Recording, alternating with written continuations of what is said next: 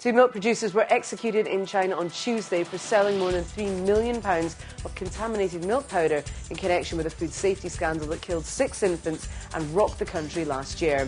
More than 300,000 children were also sickened after consuming milk products contaminated with the industrial chemical melamine. The two men, Zhang Yujun and Geng Zhengping, were described as among the biggest culprits of the scandal. The scandal has continued to dog authorities in China, with parents still searching for answers. Activist Zhao Lianhai, whose son fell ill after drinking tainted milk, was detained by police earlier this month. 5 workers have died and 6 were injured when a huge rock fell from the ceiling of a tunnel under construction in Hubei province in central China.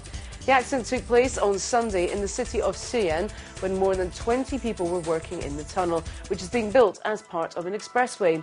5 workers died at the scene when they were crushed by a huge boulder measuring 23 feet long by 10 feet wide. 2 of the injured were seriously hurt and are still being treated at a local hospital. China State Construction Engineering Corporation, the largest contractor in China, has won a subway ventilation project in Manhattan worth around $100 million.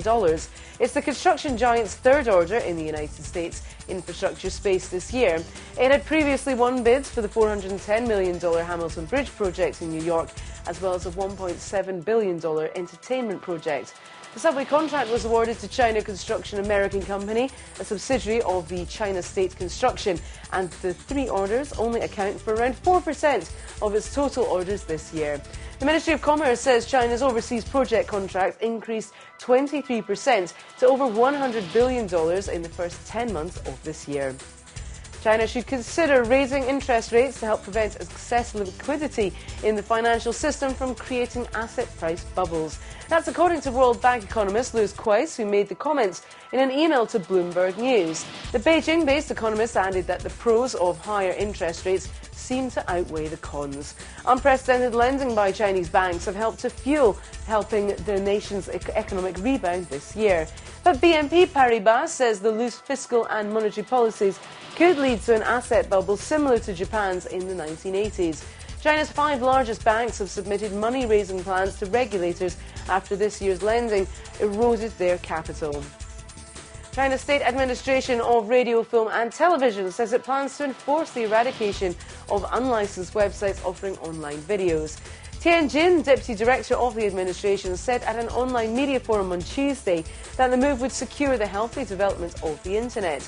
The Chinese government has launched repeated campaigns to crack down on websites offering what it deems inappropriate content. In June this year, Google was criticised for disseminating pornographic and vulgar information in China. And since July, all new computers for use in a public environment in China must have pre-installed content control software.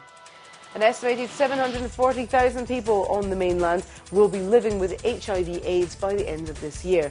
But that figure could be as high as 920,000 due to the difficulties of getting accurate statistics from a population of 1.3 billion people.